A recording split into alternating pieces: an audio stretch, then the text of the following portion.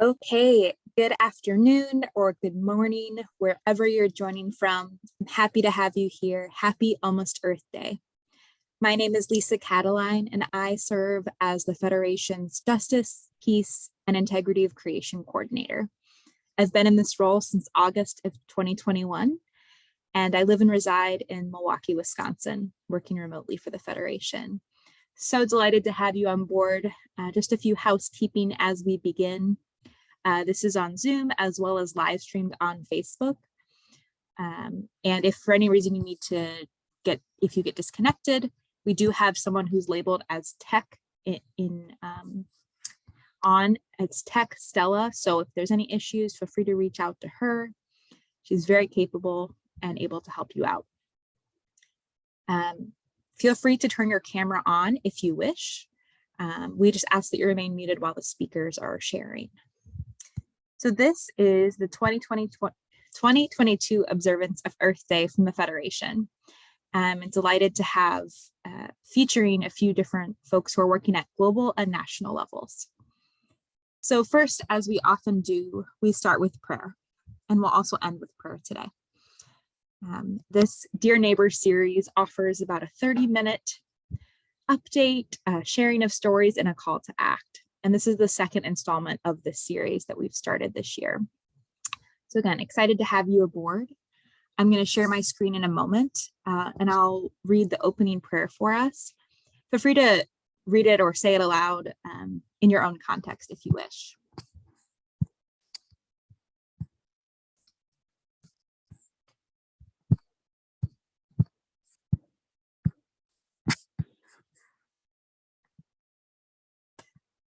So I just invite you to take a moment to pause and remember that our God is the creator of all. A prayer for our earth.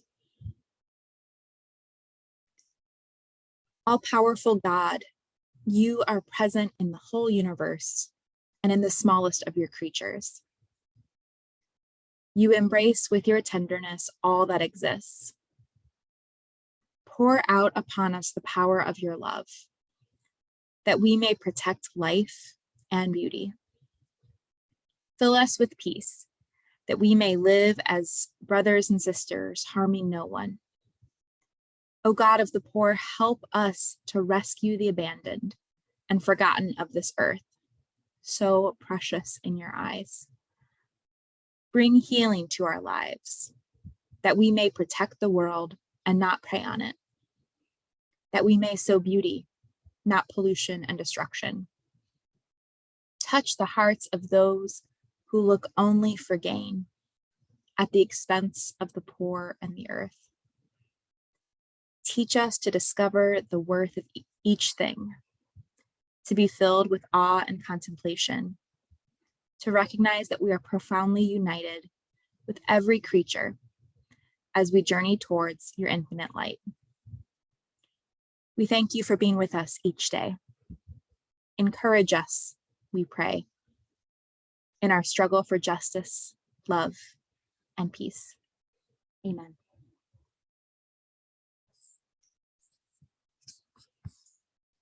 Today I have the pleasure of introducing several folks who are members of the Federation from a few different congregations, as well as a partner who's doing national level engagement on the climate crisis. So we'll start with introductions, and then I'll turn it over to some of our advocates to share. You'll see a video, and you'll also hear about some global projects that have been funded through Change for Global Change. Lastly, we'll hear from Catholic Climate Covenant, and we'll hear about their Encounter campaign that is launched and will be in early May, and then we'll close with prayer. So let me just going to share my screen for a moment. All right, so the first person I'd like to introduce is Sister Dot Urban, SSJ. She's a sister from Philadelphia and serves as the board chair for Change for Global Change. Sister Dot, when I was speaking with her a little bit the other day, she mentioned that she's been involved with the Federation for many years and is excited to continue that work and has long been involved with the Associates program in Philly. Our next speaker is Mary Vanderhoof. She is an associate in mission with the Sisters of St. Joseph of Philadelphia. She lives in New Jersey and belongs to an SSJ Christian growth group. And she serves on a couple of different boards, including Change for Global Change. Our third speaker is Elaine Betancourt, Sister of St.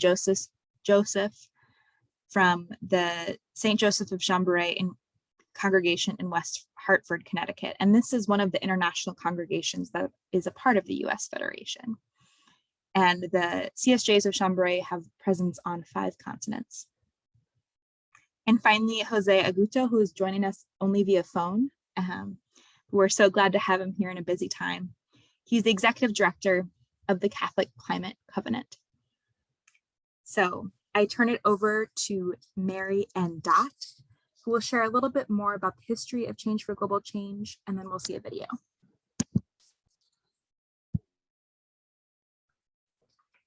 Okay, good afternoon. As Lisa said, I'm Dot from Philly, and famous bandstand day. So some of you might remember that if you're old enough. Okay, as she said, I am on the board for Change for Global Change. And just to give you some background, we began this nonprofit in 2006 to address the world water crisis.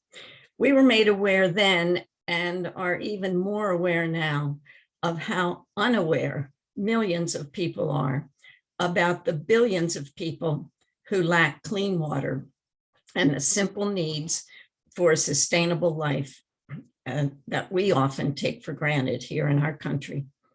So Change for Global Change set out to educate, mainly through learning more about our own SSJs ministering in some of the poorest places on our planet.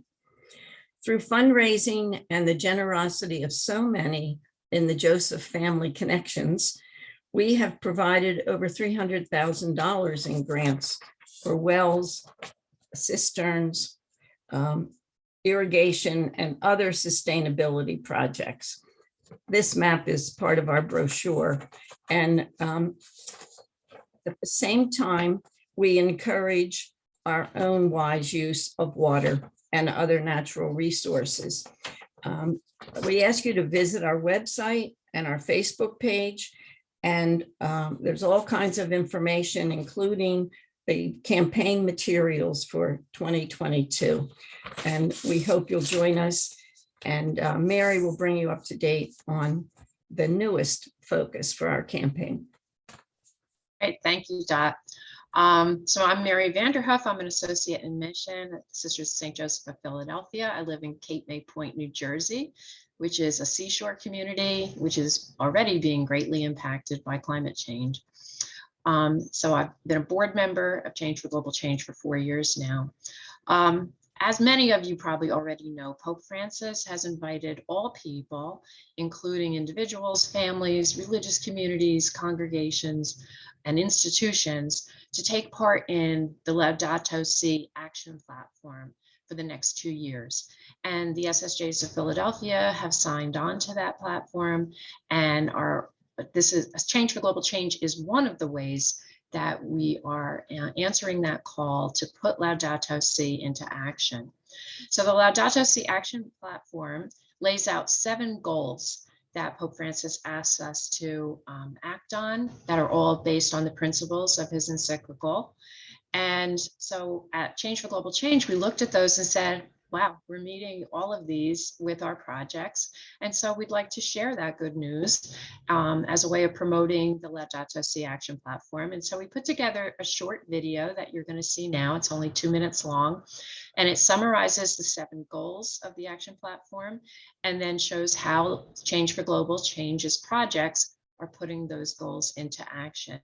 And you'll see photos on the video that have been sent to us by our grant recipients, because the way we work is we have a fundraising campaign during the Easter season. The money we collect goes to provide grants to small projects in the places where the Sisters of St. Joseph congregations are ministering around the world that are being most seriously impacted by climate change. So with that said, we'll show the video. Great, thanks, Mary and Sister Dot. And just to note too that we know that many congregations have already signed on to the Laudato Si action platform, and that there's so much good work happening already. One of the things that excited me when I learned about Change for Global Change is that global picture and that real connection and commitment to the charism. So I'll go ahead and share my screen and share that video. After that, we'll hear from Sister Elaine about 2 of those projects that have been funded.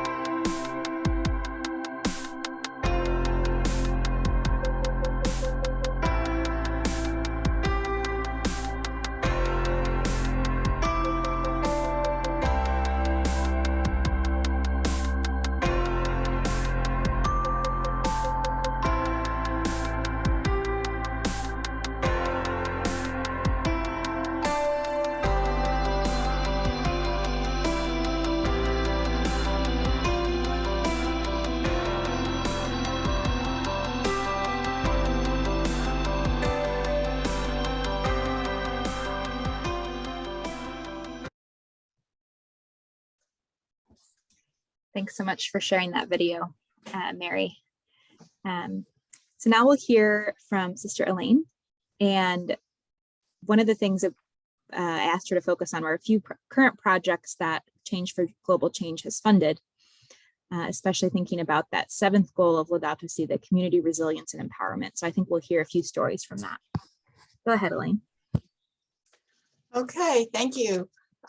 So the first project, both of these projects were submitted in 2021, so they're the recent ones.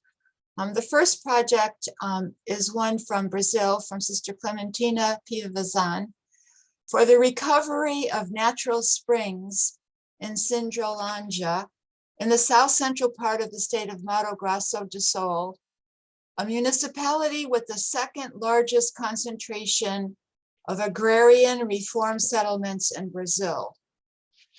There are 26 settlements with approximately 15,000 inhabitants within the Cerrado biome, which is home to many springs and rivers. However, these springs, for the most part, have been degraded over the years, and riparian forests were removed from them, and they were used as drinking fountains for animals, both by landowners before the creation of settlements and currently by settled families. With this project, there will be the recovery of at least 5 springs, and also education carried out in the schools and among the settled families about the importance of recovering these springs and maintaining them for future generations. I learned a couple of new words in reading about this project: biome and riparian. Biome is a grouping of terrestrial ecosystems that is similar in vegetation structure, environment, and animal communities. And riparian refers to the tree and plant life that borders rivers and springs and keeps them healthy. The municipality of Sindrolândia is part of the Cerrado biome that is considered as an important cradle of water, as important for the availability of water resources as the Brazilian Amazon. It is a concentrated region that contains the sources of important rivers, which benefit 8 of the 12 large Brazilian water basins. This project is being organized by the Sisters of St. Joseph with the local Pastoral Land Commission, and therefore has a strong faith dimension. Many people, including a funding group from Germany, Miserior, are joining together to undertake this specific project, which is part of a greater effort to restore all the living springs of Sindrolândia. The Change for Global Change application was very well written, originally in Portuguese and then translated into English, and contains numerous interesting and important details. The second project is one in India, submitted by Sister Dorothy Beck, who is a lawyer and has been working with displaced persons to get land for them for many years. She is courageous and puts herself in danger by speaking out against politicians and landlords. Her project is entitled Respectful and Dignified Life for the Saharia Tribe. The Saharia tribe is one of the disadvantaged tribes of Madhya Pradesh. Some Saharias are settled farmers growing wheat, millet, maize, and other cereal crops.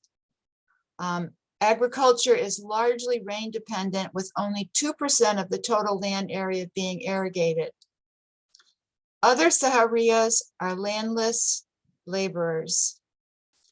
A Saharia household typically has 2 to 5 bigas of land in their name, equal to about 2 or 3 acres. Due to lack of resources, they either mortgage their land or they cultivate it by getting equipment such as pumps and pipes on rent from others.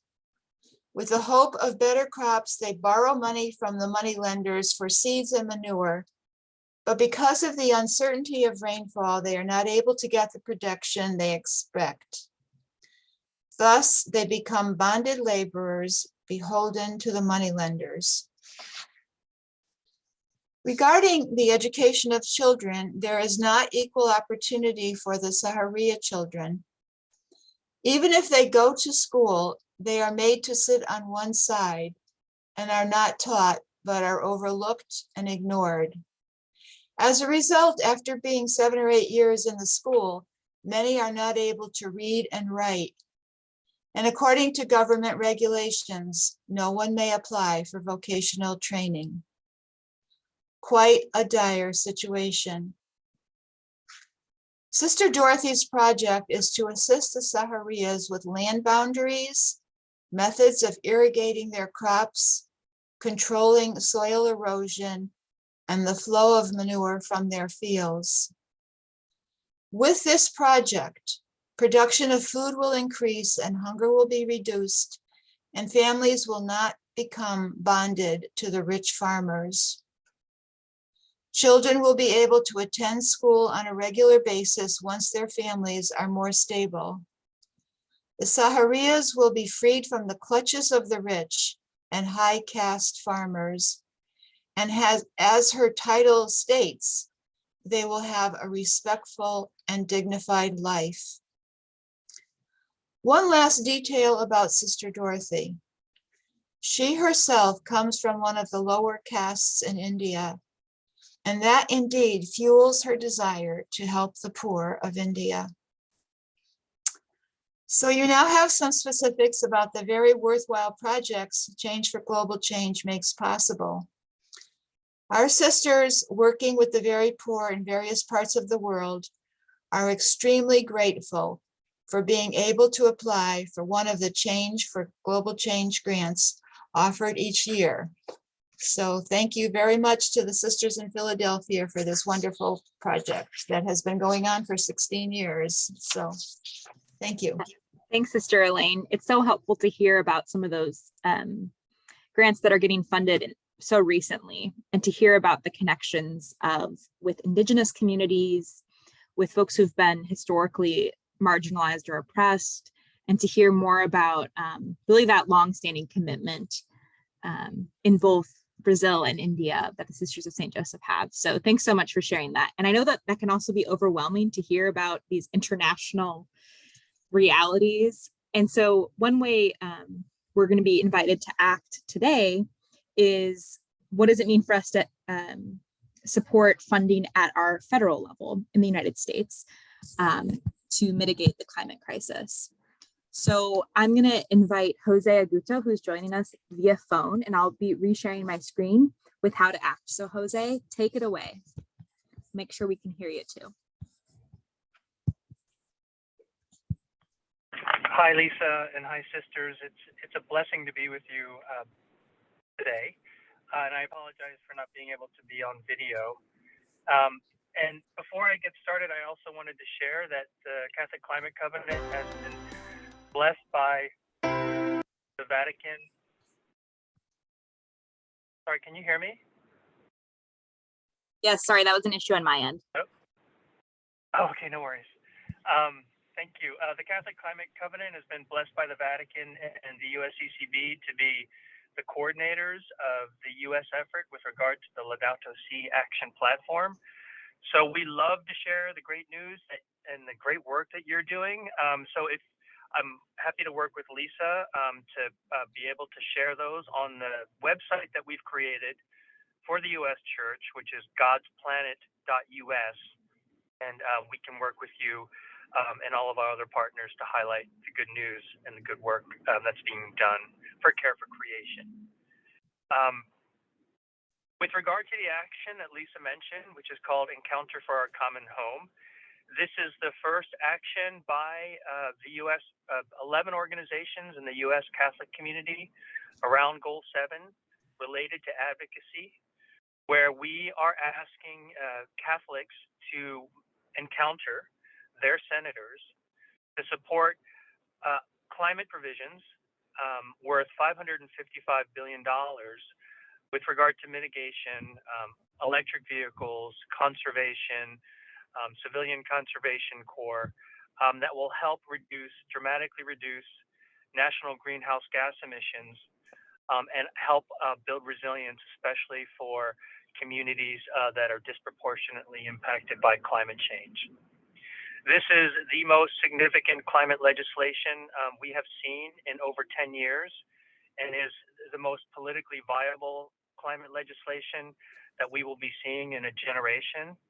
And we may not be seeing this kind of opportunity again for perhaps years and maybe even decades in light of the political trends. So this is an absolutely critical time for us to come and raise our voices to our U.S. senators to pass this legislation, which will likely be considered through the fall.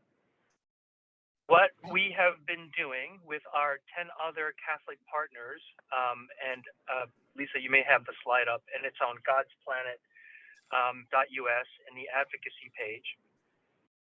Over 700 U.S. Catholics from 48 states have volunteered to meet with their senators or Senate staff the week of May 2nd to ask them to pass this legislation. The time for people to register closes today. If you still want to join, we've had 2 webinars to acclimate and equip and educate our delegates to understand how we are advocating from the basis of our Catholic faith, so that they can meet with their senators in a good way.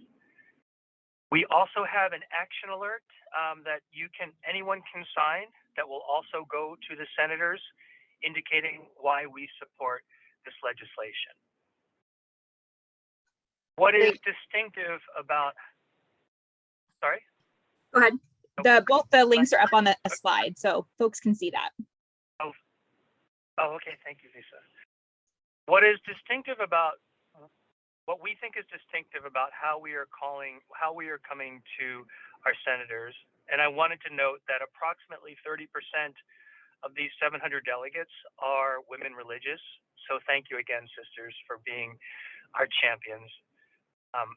What is distinctive about our message?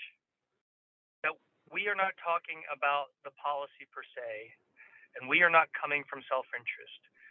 How we are coming is from the spirit of encounter that Pope Francis asks all of us to look at our brothers and sisters, including our adversaries, from the basis of love, and to ask for a heart conversion, be in communion with each other as fellow brothers and sisters of Christ, or all in the image of likeness of God, and to ask them to consider this legislation from the basis of their relationship with their God, on the basis, should they have children and grandchildren, of what kind of world they will be leaving. And so asking them to separate themselves from the political or self-interested concerns and to imagine themselves as sitting or kneeling quietly in their place of worship, asking themselves and asking God, what should my decision be? Or to be looking out the window and seeing their children or grandchildren playing outside, or their wife or other woman who is currently pregnant, and ask, what kind of world do I want to leave for these people that I'm seeing? For we are at a time, as many of you know, where the climate crisis is so significant that we absolutely have to act. And we're seeing a lot of obstacles with regard to the ways other people are viewing or defending their position against this. We are at a time where we need to be prophetic, to be speaking from the heart, and to be speaking in the messages and the ways that Jesus has asked us to bear witness and to seek change of heart and fellowship with our fellow human beings. So thank you so much for this time, and I welcome your questions and your willingness to participate. Thank you. Thanks, Jose. And as a reminder, one of the key differences around this campaign is that it's really encouraging folks to meet at a state level with their senators, whether virtually or in person. So that's really exciting. So if you haven't signed up already, the link is in the chat, and we'll make sure that gets sent in the follow-up email. So folks can get connected to who they're in relationship with in their own state and with their senators. We'll close as we begin. I'm sorry, Lisa. Oh, good. So just one thing. So we do indeed have state captains and you would be organized in your state and be going through how to do a lobby or how to do an encounter with your senators. So yes, we do have structures, and we are willing to accompany you through your meetings with your senators. Thank you. Yeah, great. And I know we have folks from all over the country on this call, so that's wonderful. We're going to close. Our time is already up, which is hard to believe. We've had times of story and introduction and encounter and a call to act. And so I'm going to ask Mary again to be spotlighted to offer our closing prayer. And if people wish to stay on, I have a few announcements, but I want to respect people's time. So we'll end as we began with a closing prayer. God, creator and sustainer of life, we join with all of your creation in a canticle of thanksgiving for the blessings of the universe, especially the sacred gift of water on which our very life depends. Forgive our wasteful use of all the precious resources entrusted to our care. Wellspring of life, send forth your empowering energy to renew all the barren places of our parched earth as you renew us, Earth's caretakers. May we go forth as ambassadors of hope for all those thirsting for your life-giving water. Amen. Amen. Thanks so much all who could join. I'm going to keep the recording going for a few minutes for some announcements, but if you have to leave, we understand. So the first is that there will continue to be virtual programming available through the Federation. The next thing we have up, and I'll make sure that Stella drops this link in the chat, you've probably seen an ad for it, is our Justice Lead Up webinar for Event 2022, which will be on Tuesday, May 3rd from 7 to 8:30 p.m. Eastern. That's in the chat now. So even if you can't make it or can only make for part of it, if you register, you'll get the recording.